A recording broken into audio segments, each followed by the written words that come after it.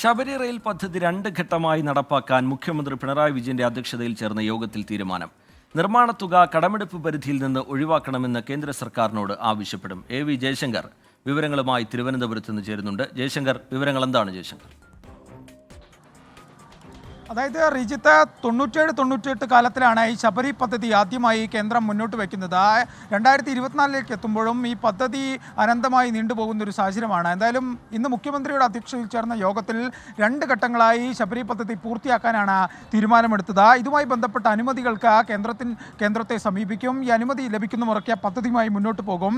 ആദ്യഘട്ടത്തിൽ അങ്കമാലി എരുമേലി നിലയ്ക്കൽ പാത പൂർത്തീകരിക്കും. ഒപ്പം തന്നെ നിർമ്മാണ ചെലവിലെ 50% കിഫ്ബി വഴി വഹിക്കുക എന്ന തീരുമാനവുമായി സംസ്ഥാന സർക്കാർ മുന്നോട്ട് പോകും. ഒപ്പം തന്നെ ഈ തുക കടമെടുപ്പ് പരിധിയിൽ നിന്ന് ഒഴിവാക്കണമെന്ന ആവശ്യവുമായി വീണ്ടും കേന്ദ്രത്തെ സമീപിക്കും. ഇത്തരമൊരു അപേക്ഷ കേന്ദ്രത്തിന് സമർപ്പിക്കും. ഒപ്പം തന്നെ ഈ കേന്ദ്ര സർക്കാർ മുന്നോട്ട് വെച്ച ത്രികക്ഷി കരാർ എന്ന ആശയം സംസ്ഥാനം അംഗീകരിക്കില്ല. ഈ RBIയുമായി ബന്ധപ്പെട്ട ത്രികക്ഷി കരാറിന് ഒഴിവാക്കണമെന്ന ആവശ്യം മുന്നോട്ട് വയ്ക്കും. ഇത്തരത്തിൽ ത്രികക്ഷി കരാറായി ഈ പദ്ധതി മുന്നോട്ട് പോകില്ല.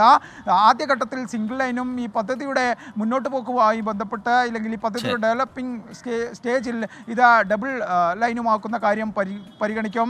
ഇന്നാണ് മുഖ്യമന്ത്രിയുടെ അധ്യക്ഷതയിൽ ചീഫ് സെക്രട്ടറിയും ബന്ധപ്പെട്ട ജില്ലാ കളക്ടർമാരും അടക്കം ചേർന്നൊരു യോഗത്തിലാണ് ഈ പദ്ധതിയുമായി മുന്നോട്ട് പോകാൻ തീരുമാനിച്ചിരിക്കുന്നത്. നേരത്തെ ഞാൻ സൂചിപ്പിച്ചതുപോലെ 97-98 ബജറ്റിലാണ് ഇത്തരത്തിലൊരു പദ്ധതി കേന്ദ്രം പ്രഖ്യാപിക്കുന്നത്. 2019 ഈ പദ്ധതി അവസാനിപ്പിക്കുന്നതായി കേന്ദ്രം അറിയിച്ചു. പിന്നീട് അങ്ങോട്ട് ത്രികക്ഷി കരാർ ഉൾപ്പെടെയുള്ള ചില നിർദ്ദേശങ്ങളുമായി കേന്ദ്രം വന്നു. അങ്ങനെ അനന്തമായി നീളുകയാണ്. കേരളത്തിൻ്റെ റെയിൽവേ വികസനത്തിന് ഏറ്റവും നിർണായകമായ പദ്ധതിയാണ്. ഏറ്റവും ഒടുവിൽ മുഖ്യമന്ത്രി പദ്ധതിയുമായി മുന്നോട്ട് പോകണമെന്ന ശബരി റെയിൽ പദ്ധതി 2 ഘട്ടമായി നടപ്പാക്കാൻ മുഖ്യമന്ത്രിയുടെ അധ്യക്ഷതയിൽ ചേർന്ന യോഗത്തിൽ തീരുമാനം.